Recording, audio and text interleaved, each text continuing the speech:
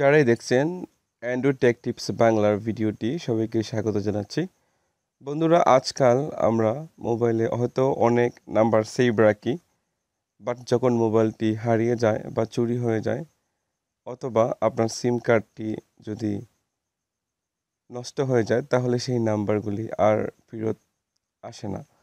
তো আজকে আমি দেখাবো কিভাবে আপনি আপনার জিমেইল অ্যাকাউন্টের মাধ্যমে আপনার কন্ট্যাক্ট নাম্বারগুলো সেভ করতে পারেন এবং সব নাম্বারগুলো ইমেলে সেভ থাকবে। তো আসুন, প্রথমেই আপনি ডায়ালে যাবেন।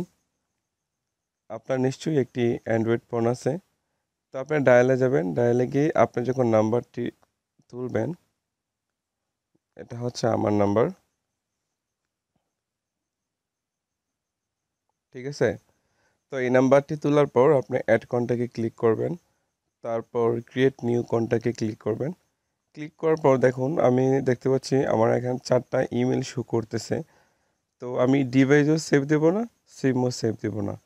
আমি সেভ দেব আমার ইমেল নাম্বারে। তো আমি এই ইমেল নাম্বারে সেভ দিলাম।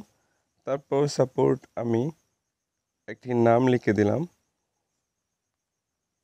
ওকে, তারপর আমি ডানে ক্লিক করব। তো দেখুন, ডানে ক্লিক দেওয়ার পর আমার এই নাম্বারটি সেভ হয়ে গেছে এবং আমি দেখতে পাচ্ছি আমার নাম্বারটি শো করছে। এখন যদি আমার নাম্বারটি, আমার ফোনটি হারিয়ে যায় অথবা আমার ফোন নষ্ট হয়ে যায়, আমার সিম কার্ড নষ্ট হয়ে যায়, তাহলে আমি সেই নাম্বারগুলো পেতে পারি। যদি ভালো লাগে অবশ্যই আমার চ্যানেলটি সাবস্ক্রাইব করবেন। থ্যাংক ইউ সবাইকে।